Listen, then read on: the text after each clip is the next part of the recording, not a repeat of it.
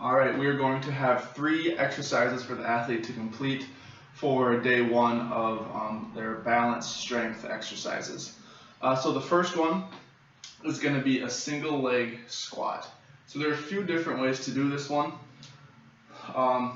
First and foremost, again, for example, we'll say my right leg, my right ankle is injured, so my right foot is going to be planted on the ground. So the starting position for this one is just going to have the right foot planted on the ground, nice and upright position, uninjured leg, a couple inches off the ground. So there's 2 ways to do this. When you do a single leg squat, obviously you want your injured leg to be on the ground and your single leg doing the work.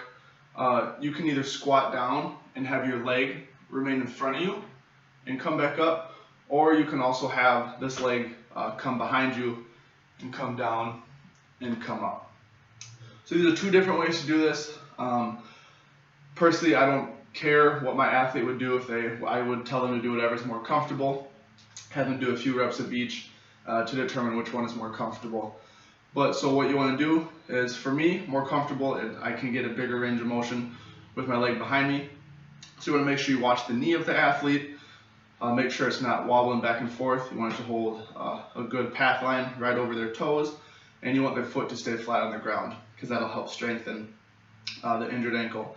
So you want to get to about 90 degrees on the way down at the depth of the squat.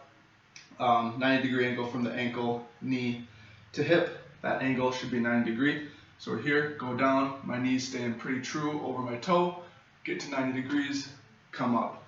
Again, this is to be done nice and slow, no need to rush it. Just controlling it, watching the knee, and that you should be good there. So the next one is going to be a single leg step up and hold. So for here, we're going to use stairs. You could use boxes at a gym, anything that with elevation.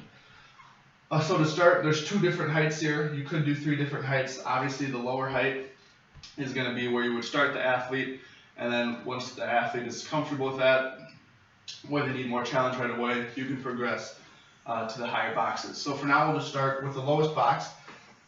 So what you want to do is you want to have the athlete's foot flat on the box. You don't want their heel hanging off. You want their injured foot completely on the box. So from here, we're going to start with a decent split in our stance, almost like you'd be doing an elevated front foot split squat. So from here, we're just going to do a step up and hold at the top. So we're going to push off, have our right foot, and throughout this whole range of motion, our right foot is not going to leave the box. It's going to stay flat on the box. So we're going to come up nice and slow. We're going to drive this knee up to about 90 degrees. Again, from the hip, knee to ankle, 90 degrees. Hold it here, and then we're going to drop back down. So notice how my left foot, my non-injured leg, it never made contact with anything but the starting position. So when I come up, I press up, I hold it. This left foot's never touching. It's not tapping up here for balance, and it's not touching any of these stairs. It's touching right back in the starting position. That's what we want. Again, if the athlete is struggling, it's okay if they tap here, but you just want to try to minimize that.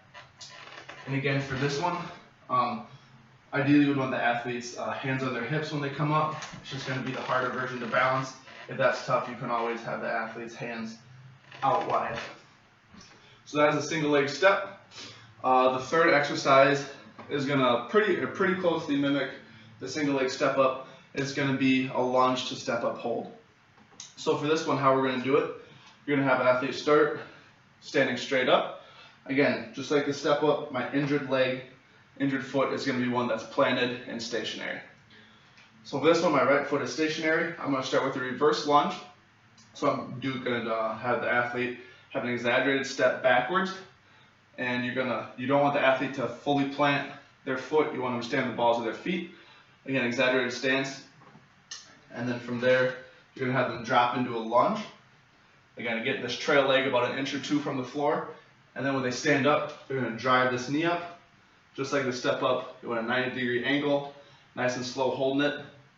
And then you're going to go from here right back into the reverse lunge. We're not going to pause in the middle like we started. We're going to go right into the reverse lunge. Drop that knee to 1 inch or 2 off the ground. Stand up, bring that hip up, or bring the knee up. So it's 90 degrees. Same for this one. Ideally, you want the athlete to do it with their hands on their hips, but if they need to widen their arms out for more balance, that's okay too.